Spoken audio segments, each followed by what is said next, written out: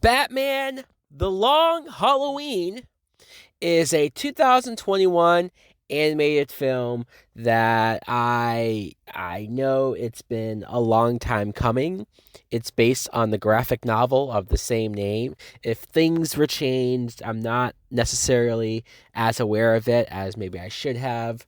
But first things first, I just want to say that I really enjoyed this film. I know it's only part one. I know we have a part two coming up in about a month, but I dug this. The animation is really good. I still feel like DC goes a little bit on the cheaper side with their animation. Of course, if you're going to compare it to something like Disney animation or Pixar, yeah, I'm not saying it has to be that good, but it does seem like things in the background are a little stilted or look more like a picture or painting. I do feel like this is one of the better animated films that they've put together and put probably a decent amount of money into. The story, I guess if you don't know the story, I should talk a little bit about the plot where it follows a serial killer. Of course, we don't know who the serial killer is. This is a murder mystery for Batman Bruce Wayne to try to figure out on his own. A good old detective story that so many people have complained that they don't get enough of in the live action film. Well, that's what this movie is all about. Why does he do it on the holidays, right? They call him the Holiday Man because they don't know what else to call him. They don't know anything else about him. It starts on Halloween. We work our way through Thanksgiving and Christmas and New Year's. And I love that motif. Of course, there's plenty of other characters from the Batman mythos that you have to enjoy. I mentioned Carmine Falcone, who I think is one of the most underrated Batman villains, especially because he's a gangster, he's a mobster, he has a certain level of control over the city. I love that the movie starts off with Batman, Gordon, and Harvey Dent going after Falcone, trying to go after him any which way that they can, and it takes a left turn into this murder mystery. Solomon Grundy makes a brief appearance, and also the Calendar Man. Calendar Man,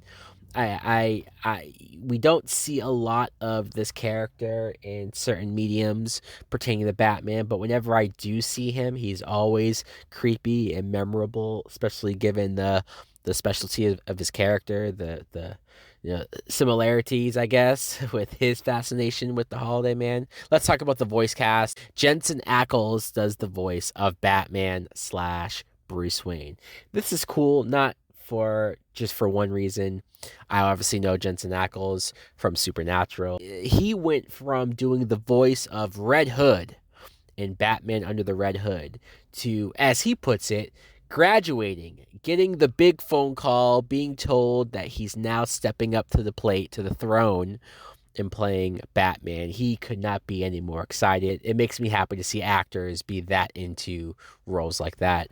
Naya Varera, who she passed away last year in a very tragic way. I did like her as Catwoman, Selena Kyle. I did. I mean, I liked her voice. I like how she played the character, but I also very much liked how Catwoman was used in the story, being more of an ally to Batman. I think that's always my favorite version of Catwoman. Yeah, you have the moments of her robbing or stealing things from people, being a little selfish, but it's more about her and this backdoor relationship she's has going on with Batman, Bruce Wayne, and them trying to make it work given their extracurricular activities.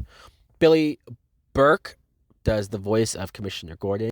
Josh Duhamel does the voice of Harvey Dent. They teased a lot of his future, obviously the character that he is to become, but they did a lot of good things that reminded me a lot of The Dark Knight, where Harvey Dent is trying to do the right thing. He is trying to clean up the streets.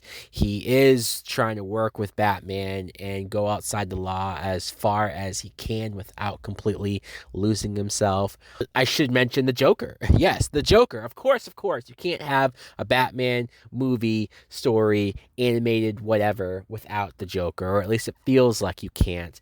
I really like the part that Joker plays. Like, I know there might be some people out there who are sick of the Joker, or, oh God, we always have to shove the Joker into everything. But whenever you have the Joker, and if he's not the main focus, if he's not the main villain, having him just pop in and cause chaos, create mayhem and destruction, and just want to kill as many people as he can, I think that's the greatest usage of the Joker ever.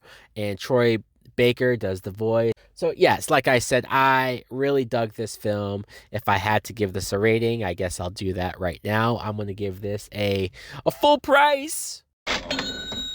Let me know in the comments below, what did you think of Batman The Long Halloween? What did you think of it? Did you like it? Did you love it as much as I did? Thanks for watching. Like, comment, subscribe. Later!